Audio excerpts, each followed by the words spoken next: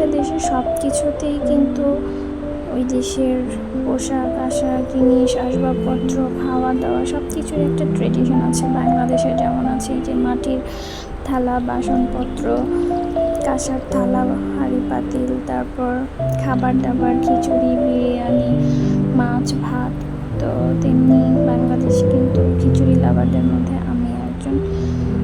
ভালো লাগে সকালবেলা পাতে এক প্লেট খিচুড়ি হলে মন্দ হয় না, বৃষ্টি নামলে খিচুড়ি হলে মন্দ হয় না।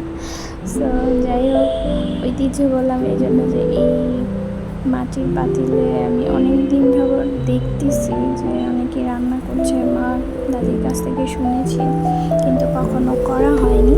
তো আপনারা আগেও দেখেছেন আমি একদিন গাছ কিনতে গিয়েছিলাম, এবং গাছ কিনতে গিয়ে গাছ না কিনে আমি এই যে পাতিল কিনে নিয়ে আসছি, কাপ কিনে নিয়ে আসছি, প্লেট কিনে নিয়ে আসছি।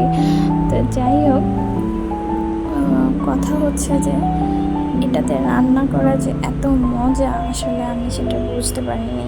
তাতে রান্না করেও যেমন মজা পাওয়া যায়, আর হচ্ছে খাবারও তেমনি খুব মজা হয়। আসলে রাস্তাঘাটে এখন অনেকেই হান্ডিতে বলে হান্ডি রেস্টুরেন্ট এই সেই রান্না করে, আমি কখনো খাইনি, কিন্তু ফর দ্য ফার্স্ট টাইম আমি নিজে রান্না করেছি, বাসায় রান্না করেছি, আলহামদুলিল্লাহ অনেক মজা হয়েছে। আর খিচুড়ি রান্না হবে সাথে বেগুন ভাজা হবে না তা তো হবে না, তাই না? তো আমি বেগুন ভাজা করে নিলাম, এবং আমার আব্বাজানের জন্য আর কি আমার ছেলের জন্য একটু মুরগির মাংস ভুনা করে নিলাম।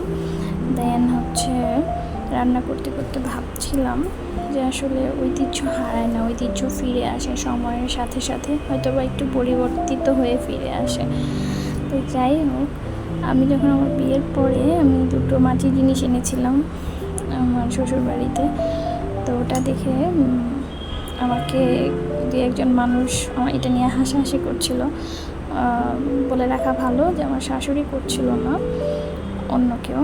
তো যাই হোক, তো তাদের উদ্দেশ্যে আমি বলতে চাই আসলে সময় কিন্তু এভাবেই পরিবর্তন হয়ে ফিরে আসে, ধরা দেয়, সময় হারিয়ে যায় না। সো আমরা অনেক কিছু ভুলে যাই, মনে রাখি না। সো ভিডিওটা ভালো লাগলে লাইক দিবেন। আল্লাহ হাফেজ।